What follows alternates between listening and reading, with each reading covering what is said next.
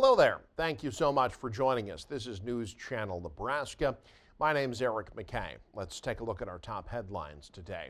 Beginning in Texas, where the death toll now over 100. After floodwaters swept through the state on Friday, dozens are still missing. Widespread search and rescue efforts are continuing. Lee Waldman has the latest. After days of battling tough search conditions, determination to find every last missing person in the Texas floodwater persists. It's our job never to assume or never presume that somebody's deceased. We're out here trying to find everybody alive. In hard-hit Hunt, Texas, Christian Fell and his family are clearing feet of mud from their home, the home that nearly trapped him in rapidly rising water Friday morning. When I opened the door, all this water started flooding back in, and I couldn't walk outside because it was like so powerful. I couldn't close the door. Fell went into his bedroom, trying to get on furniture that was already floating above his head to no avail. I tried to open up this door, but the door wouldn't open. And then that's when I saw that this window right here was broken, and I swam through it. In the darkness, surrounded by water, he climbed up to this electrical meter. Fell stayed there waiting for help for 3 hours. He says there was no warning ahead of time. Didn't have any alerts until the water was already like inside the house. Across the Guadalupe River from Fell's home is Camp La Junta.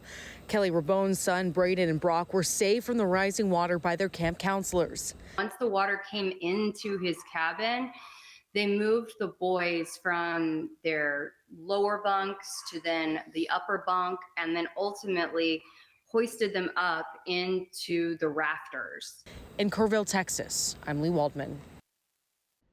The flooding disaster in central Texas soliciting the help from Governor Jim Pillen and Nebraska's Task Force 1. That 45-member group headed to San Antonio, expected to arrive Tuesday, driving boats, vehicles, and other equipment to try to assist with rescue and cleanup. The task force expected to spend up to 2 weeks in the central part of the state. The governor of Texas issuing a request through the Emergency Management Assistance Compact. Normally, they would be deployed under guidance of the Federal Emergency Management Agency. Now, the tragic flooding in Texas has campgrounds in Nebraska going over their safety protocols regarding severe weather. Now, on the whole, Nebraska, in regard to severe weather deaths at campgrounds, has largely been spared historically. But state emergency officials say they've completed several hazard mitigation projects in the wake of the 2019 floods, many designed to eliminate or minimize flood risk. For places like Camp Sunshine in Lancaster County, that means constructing storm cellars on their grounds. Camp officials say they also discuss severe weather safety with their counselors each week. As an extended camp family, I mean, we all feel that real heavily. Staff are trained in those situations of where to go, what to do, and primarily not just for the physical safety, but also ensuring that campers they're feeling safe.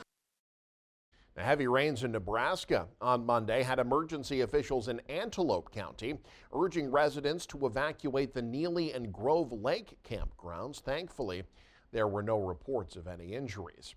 But that rain, part of a string of severe thunderstorms that dropped extreme amounts of rain in northeast Nebraska. Check out this video. This is from the Cedar County town of Hartington. The storm happening about 7:15 Monday evening. Severe thunderstorm warnings in effect at the time. The rain was torrential with high winds blowing the precipitation around and causing dangerous driving conditions.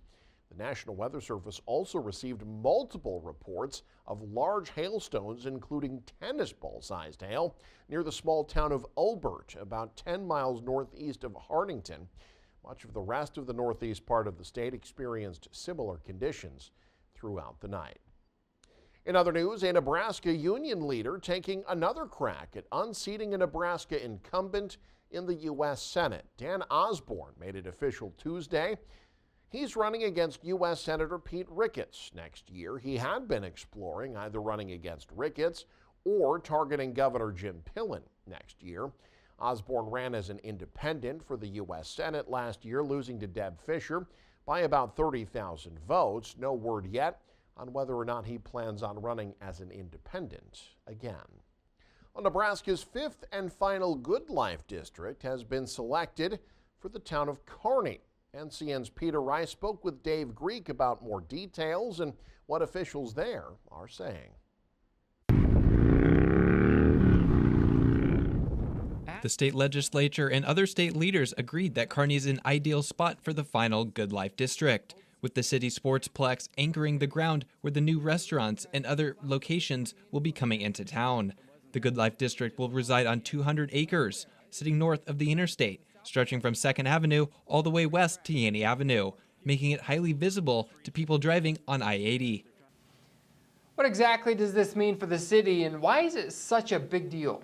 Officials say the special designation sets Kearney up for major economic growth over the next 30 years, especially on the south side of town. It paves the way for new retail, restaurants, and tourism attractions, and even hotels, all without raising taxes on residents. The state sales tax rate will remain at 5.5%, while the city's voter-approved local option sales tax rate will remain at 1.5%. Half of the state sales tax rate, 2.75%, will be rebated back to the city in order to fund project costs. So what kind of businesses or developments can people expect to see, and when's this maybe all taking shape? The city is targeting sales tax generating businesses like big name restaurants, new to market retailers, and tourism venues. It's designed to bring in visitors and revenue from outside the region while also giving locals more retail options as well. And while this is just the first step, city officials are already looking at infrastructure improvements and potential incentives. the Kearney City Council will consider scheduling an election to ask Kearney voters to authorize a Good Life District economic development program. And if approved, this program will shape how the Kearney Good Life District will function. From Kearney, Peter Rice, News Channel, Nebraska. It was a bit of a showdown at the city council meeting over firework use. A third reading of a firework rule took place Monday after two previous readings. At debate, changing the allotted number of days and nights that fireworks could be sold and set off. Currently, the ordinance makes them legal for 10 days. The people against that asked for the days to be scaled back to 7 and for sales of fireworks to be eliminated during the month of December. There were plenty of people Monday who spoke up for both sides of the resolution. Many vendors stated we would lose huge sales tax revenue, which still seems highly unlikely in a 7-year period because people are just going to spread out their purchases. This is our biggest fundraiser, so cutting that back by 30% of the days would be a detriment to my club and I think a lot of the other fundraisers. Lots of things can scare pets other than fireworks, like thunderstorms, vacuum cleaners, but we would not ban those.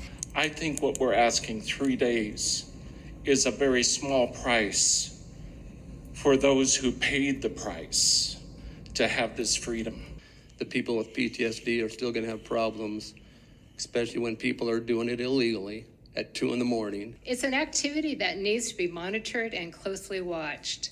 And I really would urge you to look at the quality of life here at Columbus. Among the amendments proposed would be to have the rule not go into effect until August of next year. That didn't pass. A second amendment that would make the date effective January of next year, which would allow for fireworks to be sold this December and used around New Year's Eve, did pass by a vote of 5-4. The final vote then happened on the ordinance itself.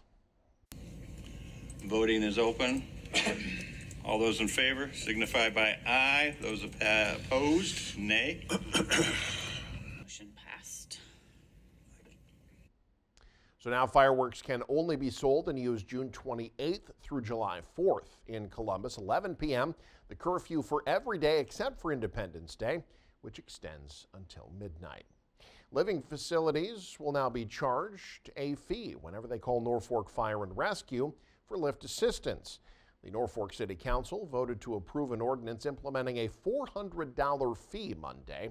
That allows the city to bill assisted living and nursing care facilities for lift assist services provided by Norfolk Fire and Rescue. Fire officials say they did a comparability study with similar sized departments and found they charge much lower fees than most. Fire officials say it takes 3 to 4 staff members and 1 or 2 rigs to operate a lift assist. And we're just trying to find a way to make it more conducive for everybody to be able to get a service that's needed and warranted, but yet not make undue costs for the patients, especially if it's not something they're calling for. It's not a service they're requesting. O'Brien says they get about 30 calls for lift assists a month. Half of them are in care facilities. The fire department says facilities will be billed if they call for lift assists and the patient doesn't need to be treated or transported to a hospital. Someone who needs lift assistance at home is excluded from being billed. And a major restoration is underway at a tourist spot in southeast Nebraska. Dan Swanson has more. The brick enclosures and sidewalks that were part of Joy Morton's expansion to Arbor Lodge after the 1902 death of his father are being restored to last another 100 years or more. Restoration work in 2006 did not endure the decade, with wall caps cracking and loose steps on the staircases that descend from the mansion to a pergola and popular site for modern weddings. Park caretakers say they are encouraged this summer by preventative care and repairs by third-generation bricklayer Thomas Olk of Gretna. He is rebuilding the entire bottom staircase to improve safety, but says the caps on the surrounding walls remain a top priority. We need to keep up with the masonry repairs, specifically the wall caps, because once water starts getting in, then the rest of the wall is going to go. He described many of the bricks as fire flash, like those in the street pavers common to Nebraska City at the time.